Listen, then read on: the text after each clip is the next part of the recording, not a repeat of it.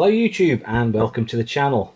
Now today's video, I was supposed to be reviewing the Fayee FY003-1 but I've dropped a right rick and I've managed to order the ordinary 003A.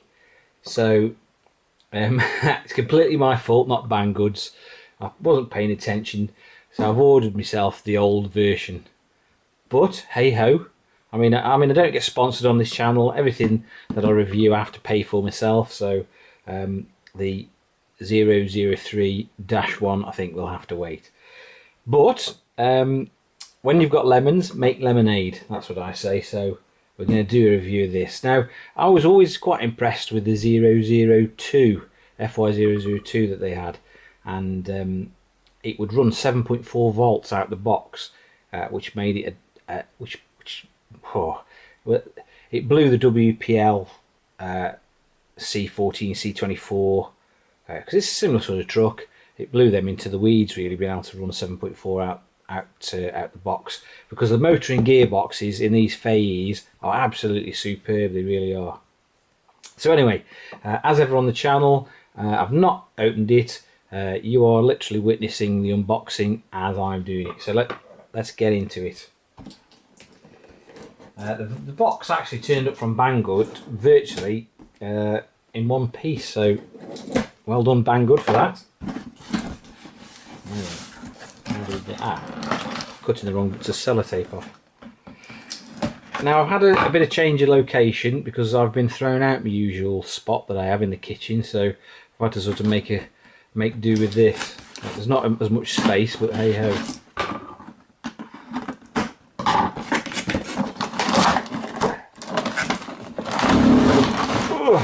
Right then, that's well packaged anyway, Fayee, well done. In the box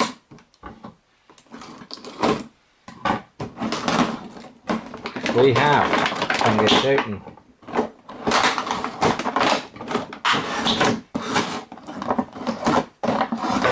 probably fast forward this bit. Okay, in the box we have one truck. Yeah, a bit. One controller. I've got a sneaky feeling as well they're non-proportional. And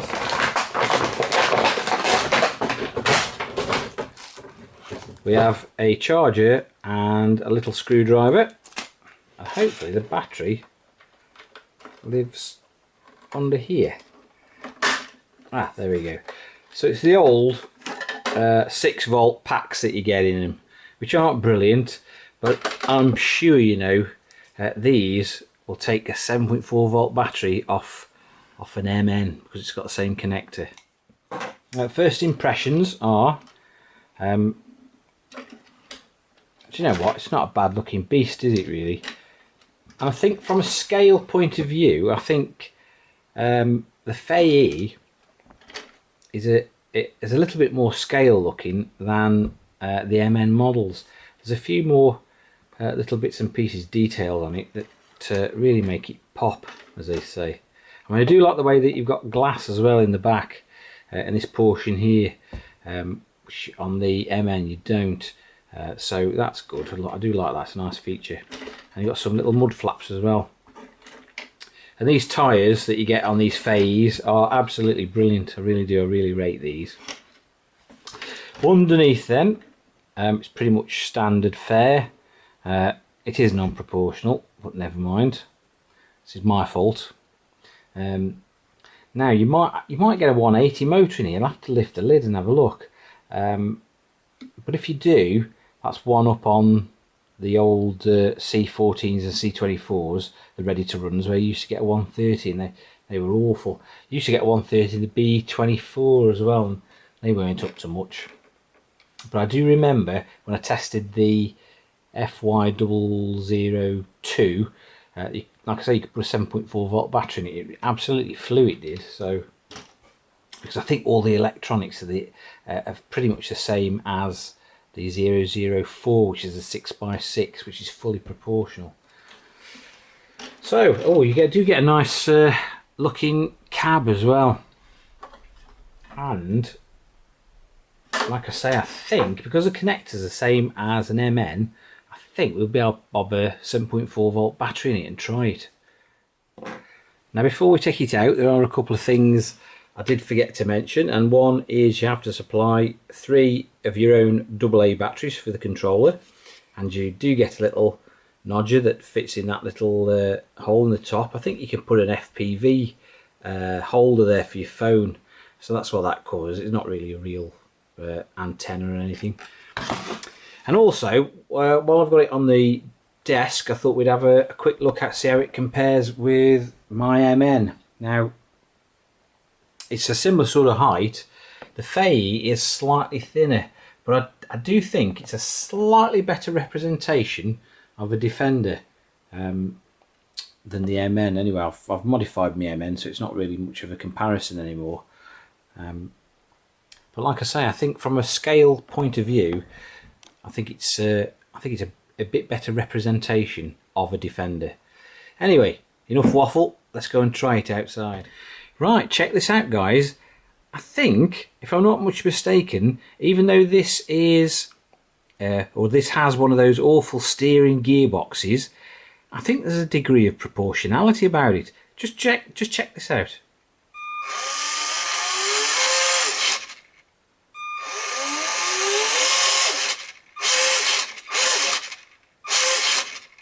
I mean, the noise is unbelievable. It's the noisiest one I've come across so far. But this controller is the same as the FY004, which is definitely fully proportional. But check this out. Check.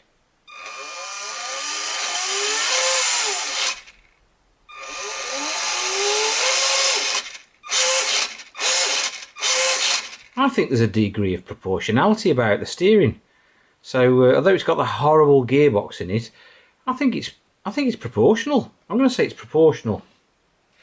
I mean, obviously the throttle is. Oh.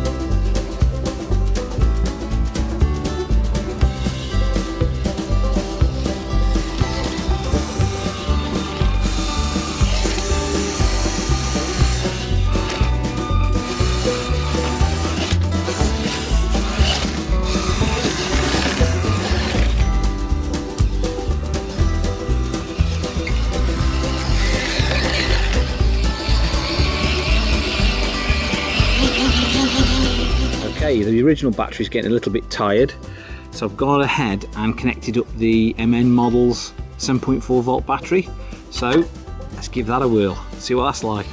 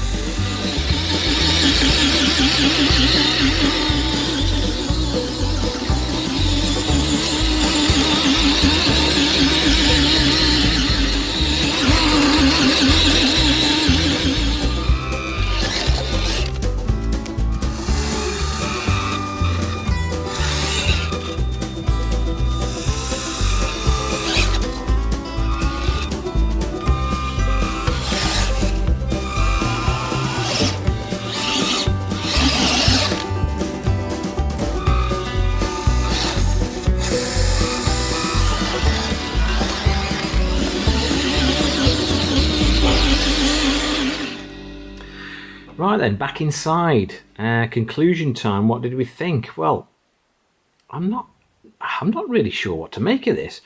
It's sort of it falls between a toy and a hobby grade truck, really, because of that front steering. I mean, it's not quite as precise as having a dedicated servo there, but it's not half as bad as having the usual on-off steering. It's the noisiest one I've come across, though. The noise is horrendous, so that's a bad point. That really annoys me. I mean, have a look at the controllers. I've dug the 004 controller out, and obviously the 004 controller has got the throttle and steering trim, but the switch on for the steering, the fully proportional steering, is the same on the 004 as it is for this 003. So that is a fully proportional switch in there. So I'm absolutely 100% sure that this is sort of proportionally steered, if you know what I mean. Even though it's got the horrible gearbox and motor in it, there is that element of proportionality to it. But like I say, it falls between fully proportional and not fully. It's like this strange no man's land. I mean, why they went to the trouble of having a controller that is fully proportional? Because the controller on the 002 is completely different. So why they went to the trouble of having a decent controller and then having that sort of a setup on it, I don't know. I mean, they must have penny pinched literally pence by doing it. I don't understand. So let's start with the bad points, because this is quite a difficult review for me. Obviously the bad points, the steering doesn't know if it wants to be proportional or not proportional. Obviously, like I've just mentioned, it's better than having it on off or non-proportional, but it's not as precise as fully proportional, and the noise does drive you potty, to be honest. But that is the only bad point I can think of, really. I mean, the good points are it seems really capable off-road. When you 6 volt, I mean, it's even good with the 6 volt battery in it. I mean, when you stick the 7.4 volt battery in it, it's a completely different animal again. I mean, the 003-1A, it must be an awesome piece of kit, because this, for RTR, for the price, it's phenomenal, really. Like I say, if it came fully proportional, it would hands down be one of the best ones you could probably get.